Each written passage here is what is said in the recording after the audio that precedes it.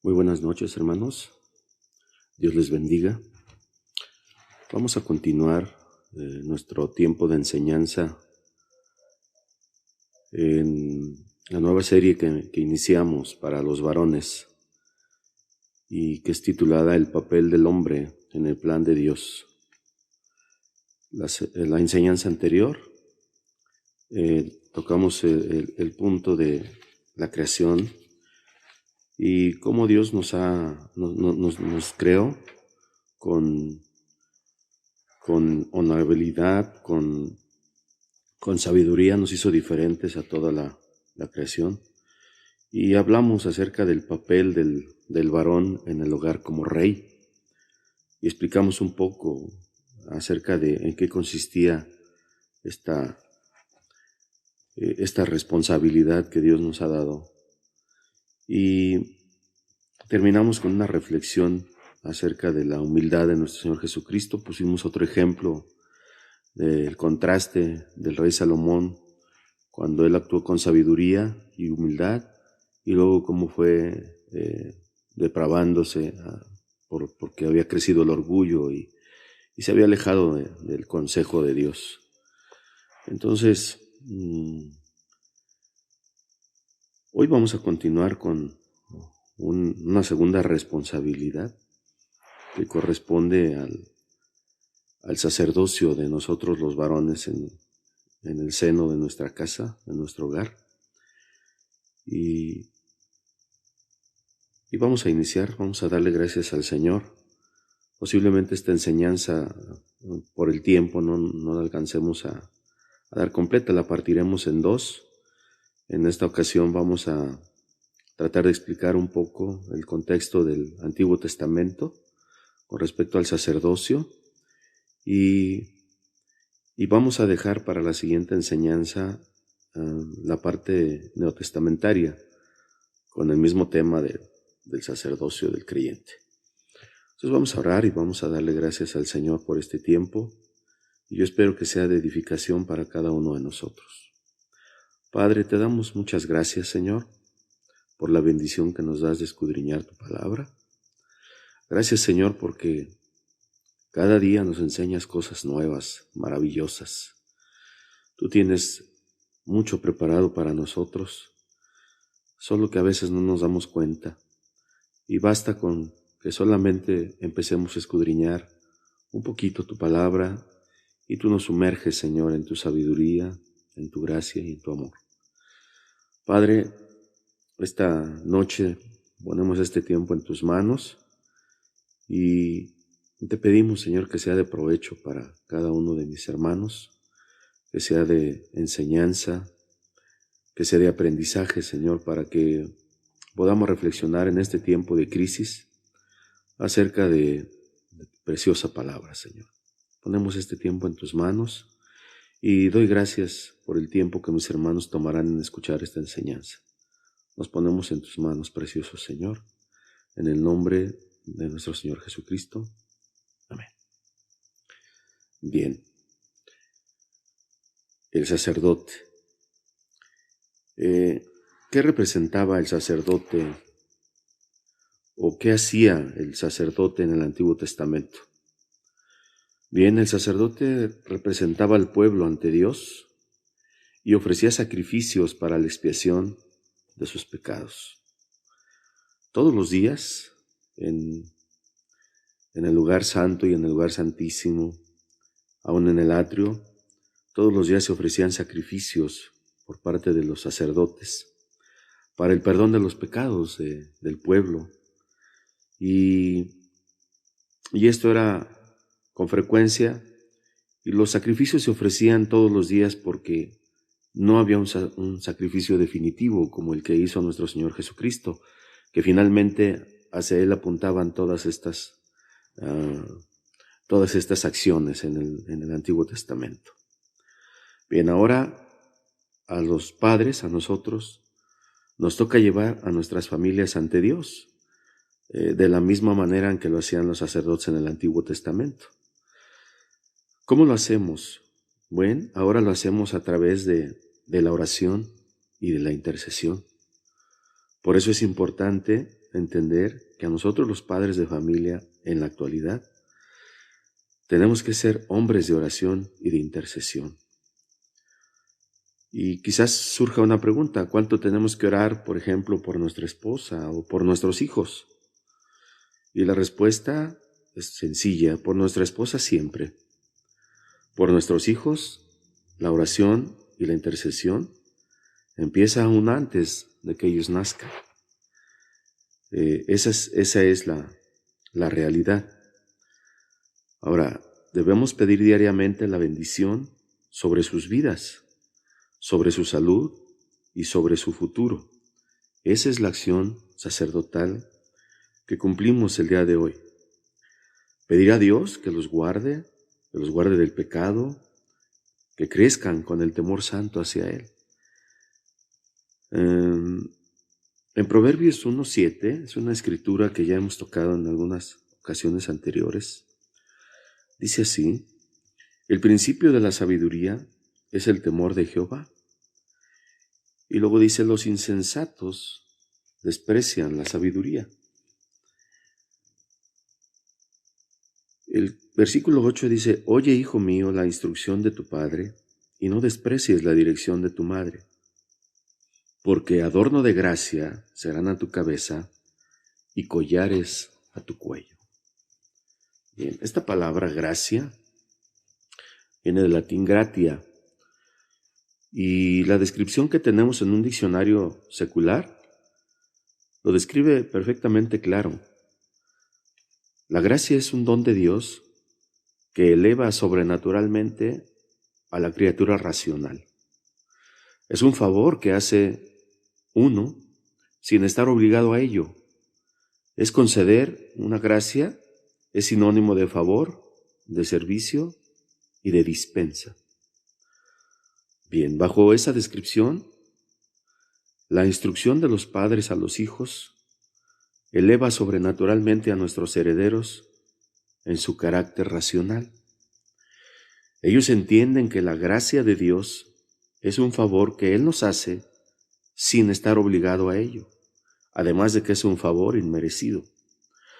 Cuando la instrucción de los padres hacia los hijos está basada en el consejo de Dios, nuestros hijos entienden que no son herederos, merecedores de ella, y que Dios lo hace todo solo porque la bondad divina es una parte del carácter de nuestro Dios. Entonces, bajo este concepto, ellos entenderán y comprenderán y dejarán de ser insensatos y no despreciarán el consejo paternal, pero siempre y cuando este consejo sea llevado de acuerdo con la palabra de Dios. De antemano, esta sabiduría lucirá en el consejo del Señor como collares a su cuello y como adorno a su cabeza. Pero todo esto sucederá solo si, es una condicional, solo si el consejo de Dios está basado en el temor al Señor. De manera que haríamos una pregunta: ¿quieres hijos temerosos del Señor y con sabiduría? La respuesta es sencilla: instrúyelos en su palabra. Esta es una tarea bastante grande y absolutamente es responsabilidad de nosotros, los padres. Esta es nuestra función sacerdotal: enseñar a nuestros hijos para que ellos caminen en sabiduría. Esa es nuestra responsabilidad. Ahora, mucho de esto se logra a través del ejemplo de la oración y la intercesión. Nuestra función como sacerdotes, como explicábamos hace un momento. En Éxodo 28, 29 y 30, es la instrucción, el contexto es la instrucción de Dios acerca de las vestiduras de Aarón. Y dice así, en el versículo 29, dice: y llevará Aarón los nombres de los hijos de Israel en el pectoral del juicio sobre su corazón cuando entre en el santuario, por memorial delante de Jehová continuamente. Esta responsabilidad del sacerdocio no ha cambiado el día de hoy. Esta instrucción de Dios sigue vigente. Y la pregunta sería, ¿llevamos delante del Señor los nombres de nuestros hijos, de nuestra esposa, cuando entramos en oración? Y de paso, surgió otra pregunta: ¿cómo nos acercamos al Señor en oración? Porque nuestra condición es muy importante cuando entramos en comunión con el Señor. En Levítico 21-23 dice que ningún varón inmundo, es decir, alguien que no esté en un estado de santidad, se podrá acercar tras el velo, es decir, al lugar santísimo, ni se acercará al altar, por cuanto hay defecto en él. Y esta es una razón que el Señor nos dice, porque en él hay defecto. Y no debe de profanar mi santuario, porque yo, Jehová, soy el que lo santifico. Esa es una instrucción muy precisa. ¿Cómo entramos al lugar santísimo? ¿Cómo intercedemos por nuestros hijos? ¿Y cómo los instruimos? Porque acabamos de decir que la instrucción de un padre, siempre y cuando vaya con el consejo de Dios, hará hijos justos, hijos temerosos del Señor, hijos con sabiduría. De manera que nuestra responsabilidad de padres no se concreta solamente al bienestar económico de la familia. También tenemos que atender los demás aspectos de su bienestar, como es el aspecto espiritual. Quizá esto sea aún más importante que los bienes materiales. Ahora bien, dentro de esta descripción del sacerdocio, tenemos que entender el contexto de lo que Dios quería para su pueblo y que sigue vigente también el día de hoy. Dios deseaba que Israel fuera una nación santa. Eso lo podemos ver en Éxodo 19:6.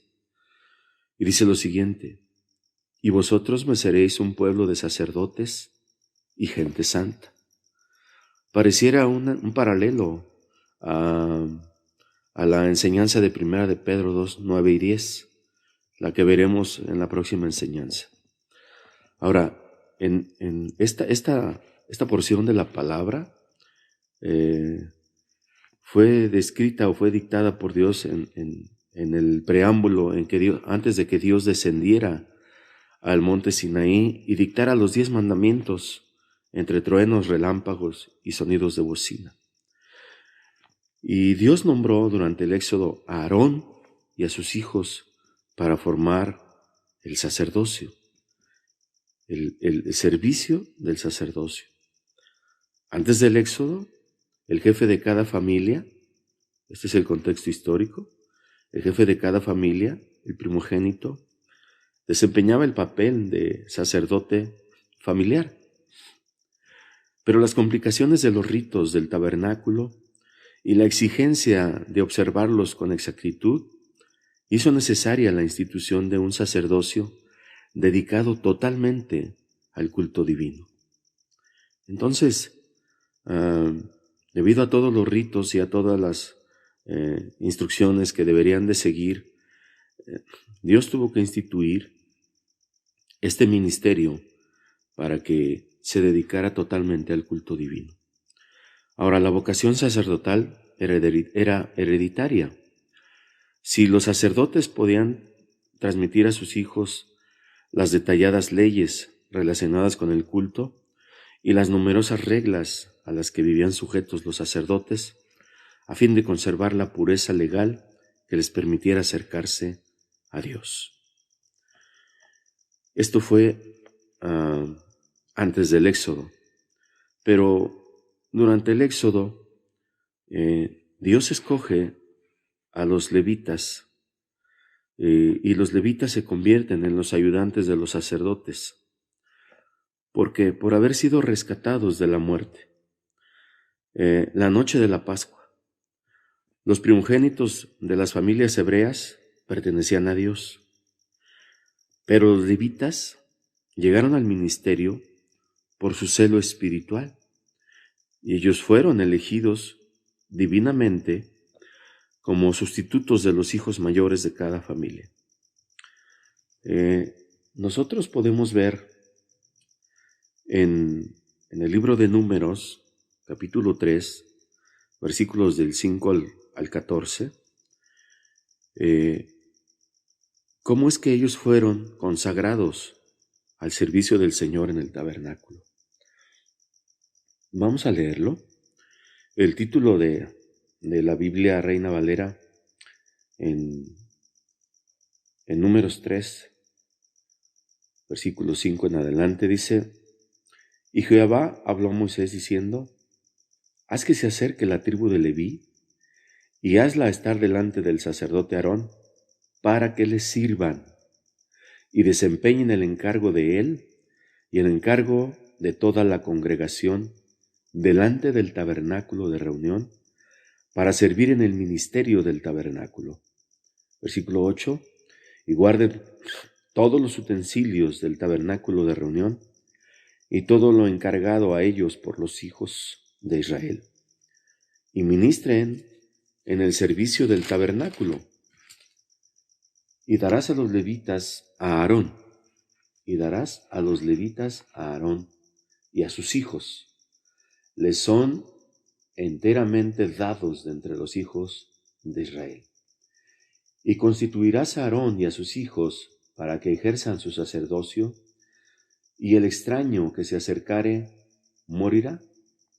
Habló además Jehová a Moisés diciendo: He aquí, yo he tomado a los levitas de entre los hijos de Israel, en lugar de todos los primogénitos, de los primeros nacidos entre los hijos de Israel. Serán pues míos los levitas, porque mío es todo primogénito, desde el día en que yo hice morir a todos los primogénitos en la tierra de Egipto. Santifiqué para mí todos los primogénitos en Israel, así de hombres como de animales, míos serán. Bien, ellos fueron consagrados porque si nosotros recordamos en el pasaje del becerro de oro, cuando el pueblo se desenfrena y está Moisés y tarda en regresar, Aarón hace el becerro de oro, y cuando Dios le ordena a Moisés que baje, porque el pueblo está pecando, entonces Moisés los confronta y les dice quién está con Jehová y quién está en contra de Jehová. Y los primeros que levantan la mano son los levitas, los de la tribu de Leví. Entonces ellos, en ese pasaje, nos habla donde ellos, por la fidelidad al Señor, matan a sus hermanos, a sus parientes, a todos aquellos que fueron infieles, y en ese momento el Señor los consagra. Entonces, es importante que entendamos este contexto. Bien, vamos a ver cuáles eran las funciones de los sacerdotes. ¿Cuál es la función de los sacerdotes? Bueno, lo primero es servir como mediadores entre el pueblo y Dios, interceder por el pueblo y expiar el pecado mediante sacrificios, y así reconciliar al pueblo con Dios. Esa misma función está vigente ahora para nosotros como sacerdotes de nuestra familia. Nuestra obligación como sacerdotes es interceder por nuestra familia, por nuestra esposa, por nuestros hijos, y pedir perdón por el pecado mediante el sacrificio de la oración. Y de esta manera tratar de reconciliar delante de Dios a nuestra primera iglesia, que es nuestra familia. La segunda función es consultar a Dios para discernir la voluntad divina para el pueblo. Consultar a Dios para discernir la voluntad divina para el pueblo. En Números 27:21 y en Deuteronomio 33:8, en una pequeña síntesis, podemos observar que Moisés recibía la palabra y la dirección directamente del Señor, directamente de Dios. Y una vez que Moisés desaparece de la escena, Josué recibía la palabra de Dios del sumo sacerdote Eleazar. Y este sumo sacerdote Eleazar, él debía consultar al Señor, debería consultar a Jehová para poder transmitir la instrucción, en este caso al líder que era Josué.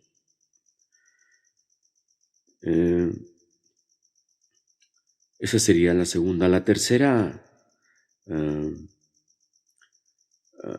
función del sacerdote era interpretar las leyes y enseñar al pueblo de Dios como maestros. Y enseñaban los estatutos de Jehová. ¿Cómo eran estas instrucciones?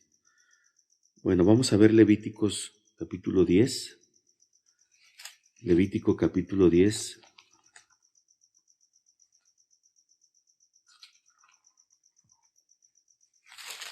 Versículos del 8 al 11. Levítico 10, versículos del 8 al 11. Aquí vamos a ver el contexto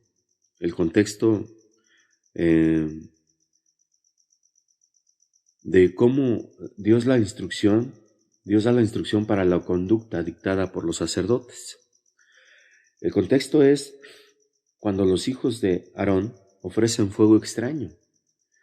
Nadab y Abiú desobedecen al Señor y sufren las consecuencias de su pecado. Y entonces, en esta porción el Señor, Dios, Jehová, habla directamente a Aarón. Y dice así el versículo 8, y Jehová habló a Aarón diciendo, tú y tus hijos contigo, no beberéis vino ni sidra cuando entréis en el tabernáculo de reunión, para que no muráis. Estatuto perpetuo será para vuestras generaciones. Fíjese cómo el Señor está dando la instrucción a Aarón para que ellos no entren contaminados al tabernáculo de reunión.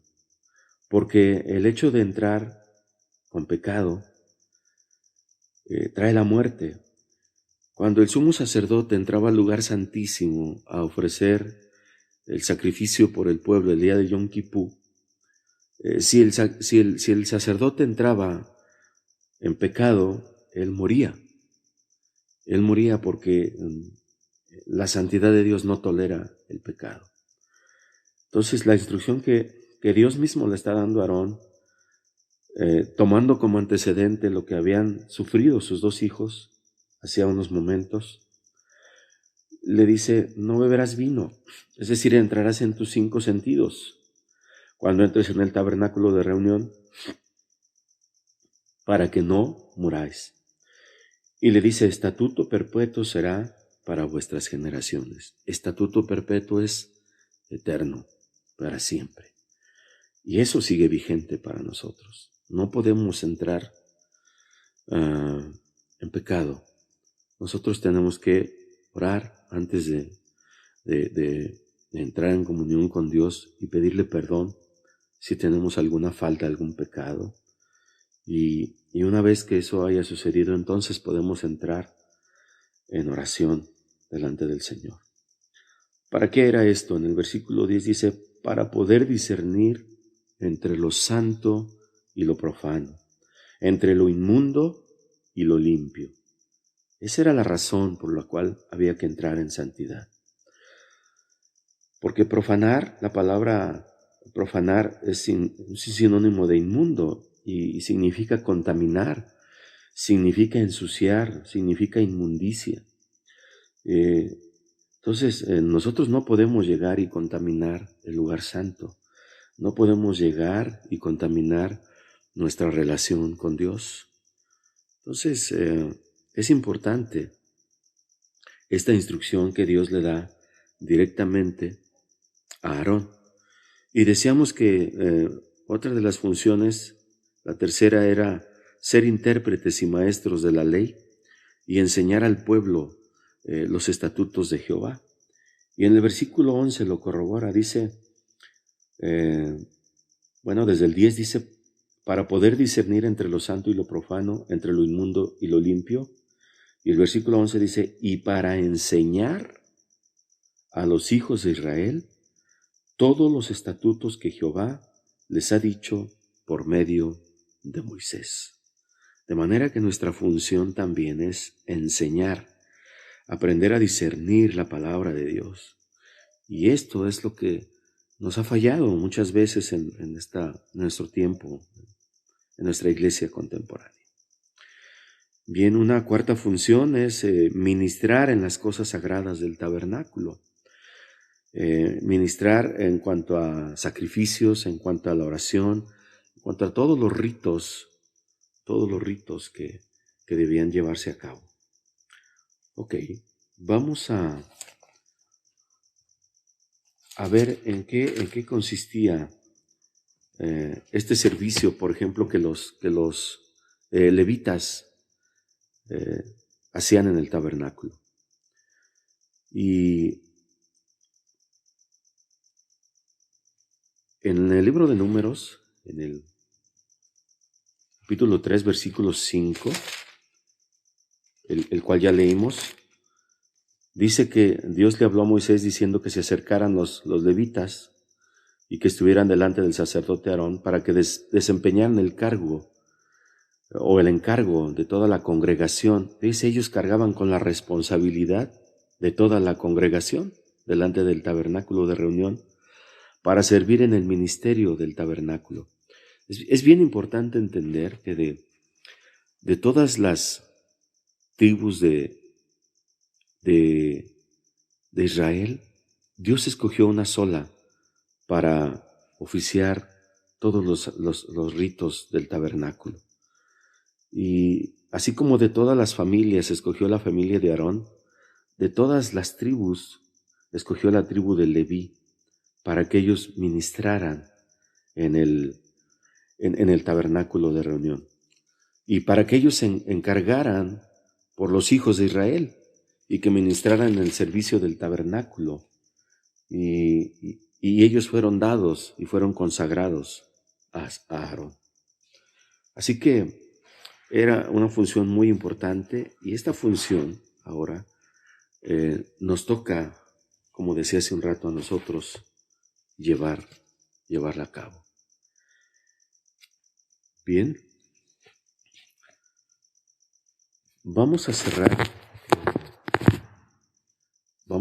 esta pequeña enseñanza con la bendición sacerdotal en el Antiguo Testamento, dada por Dios a Moisés para que él a su vez la instruyera al pueblo. Y después hacemos una pequeña reflexión acerca de la bendición sacerdotal, que además es preciosa, es hermosa, es un poema. Dice así en Números 6, 22 al 27, el encabezado de esta porción es la bendición sacerdotal precisamente. Y dice así la palabra de Dios. Jehová habló a Moisés diciendo, habla a Aarón y a sus hijos y diles. Es decir, el Señor le estaba diciendo a Moisés, dirígete al sacerdocio, es decir, a Aarón y a sus hijos.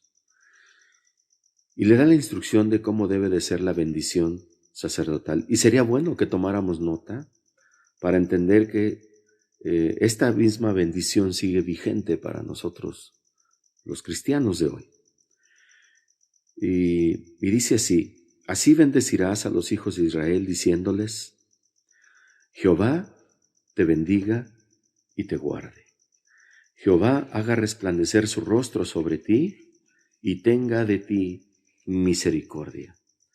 Jehová alce sobre ti su rostro y ponga en ti paz.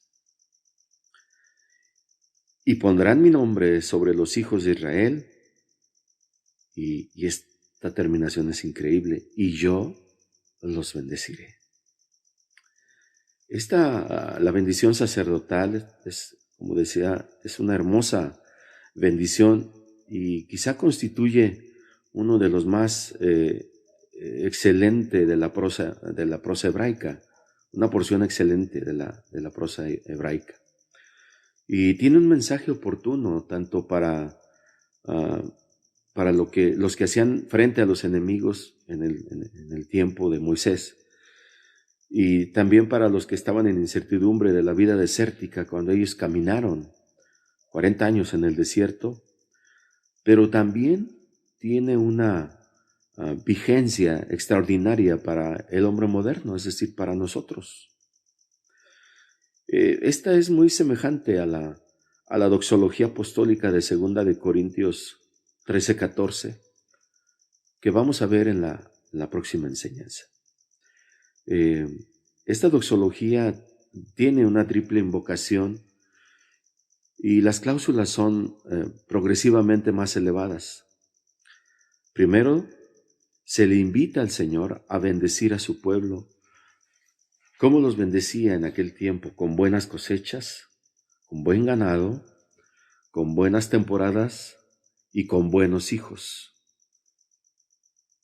Dice la palabra de Dios: así bendecirás a los hijos de Israel, diciendo: Jehová te bendiga y te guarde. En estas porciones, en esta porción, es donde el Señor guardaría a sus hijos. Lo guardaría de todo mal, de toda esterilidad. Y lo bendeciría con buenas temporadas de cosecha y con buenos hijos. Y la siguiente porción es: Jehová haga resplandecer su rostro sobre ti y tenga de ti misericordia. Entonces, la primera súplica es que los guarde de todo mal, de los enemigos, de cosechas malas, de enfermedades y de la esterilidad. Y la segunda invocación, se le invita al Señor a volver su rostro con agrado y con alegría sobre su pueblo y extenderle su favor. Que es una reflexión hermosa, porque se expresa en hebreo la alegría y la complacencia como hacer resplandecer el rostro. Jehová haga resplandecer su rostro sobre ti y tenga de ti misericordia. Por razones de tiempo, solamente voy a hacer referencia a esta parte, al Salmo 31:16 y a Proverbios 16:15 y a Joel 2:6.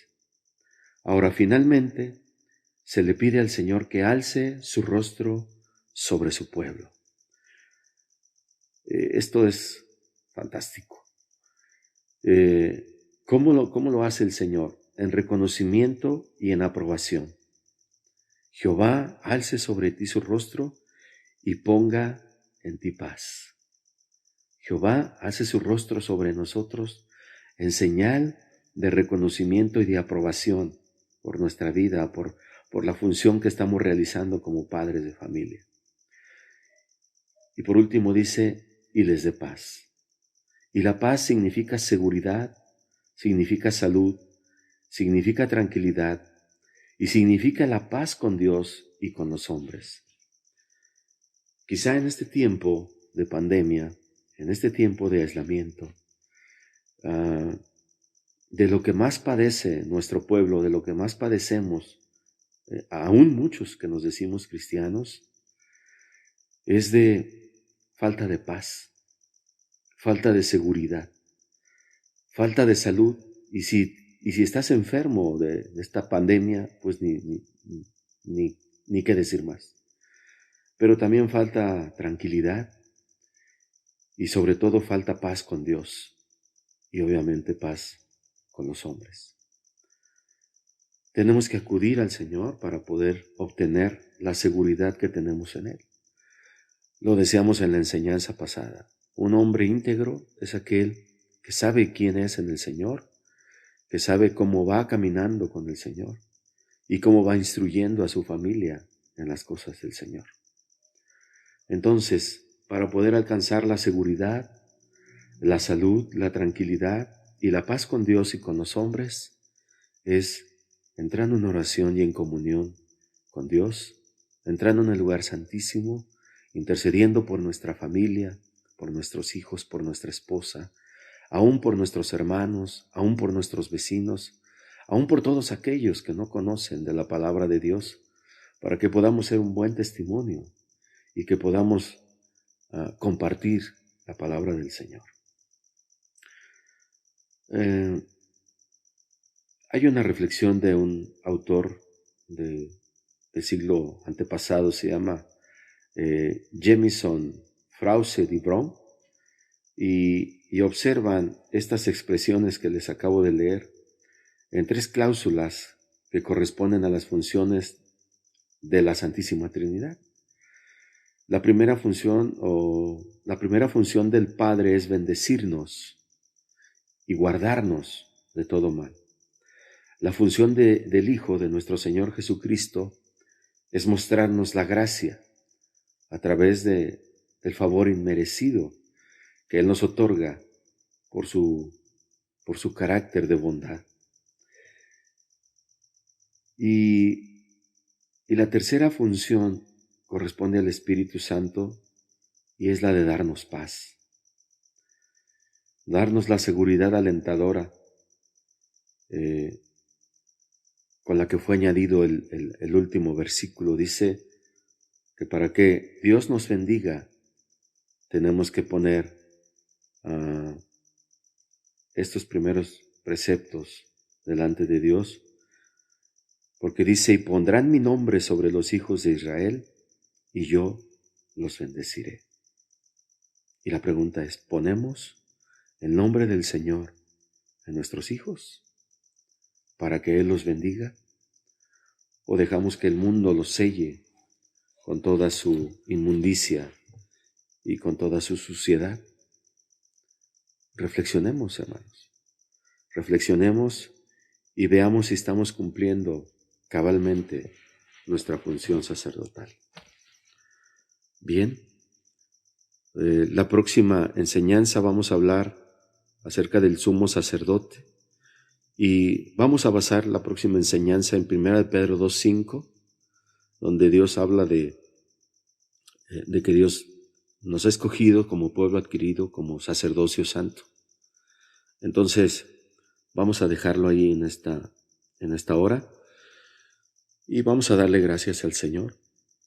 Esperemos que esta breve enseñanza haya sido de bendición, queridos hermanos, y que dé frutos en nuestra vida, con nuestra familia, con nuestra esposa, con nuestros hijos, con nuestros vecinos y con todo aquel que necesita de la instrucción del Señor. Oremos. Padre, te damos muchísimas gracias, Señor. Gracias por este pequeño tiempo que nos has permitido para compartir tu preciosa palabra con mis hermanos. Gracias, Señor, por la paciencia que han tenido para escucharlo y esperemos, Señor, que hayas levantado en ellos una inquietud para cumplir con esta función que nos has heredado, Señor, de manera perpetua y permanente. Ayúdanos, Señor, a caminar en santidad para poder entrar en tu presencia y así poder interceder, Padre, primero por nuestra esposa, por nuestros hijos, por nuestros vecinos, por nuestro entorno, por la misma iglesia, Señor, y así poder obtener la seguridad que tú nos brindas, obtener tu bendición, que alces, Señor, tu rostro sobre nosotros y que pongas tu paz en cada uno de nosotros. Ayúdanos a saber y a entender cómo poner tu nombre, Señor, sobre nuestros hijos, sobre nuestra familia, para que tú traigas bendición, verdadera bendición, Señor, a tu pueblo. Gracias te damos, Señor, en el nombre precioso de Jesús. Amén. Muchas gracias, hermanos. Dios nos los bendiga grandemente. Amén.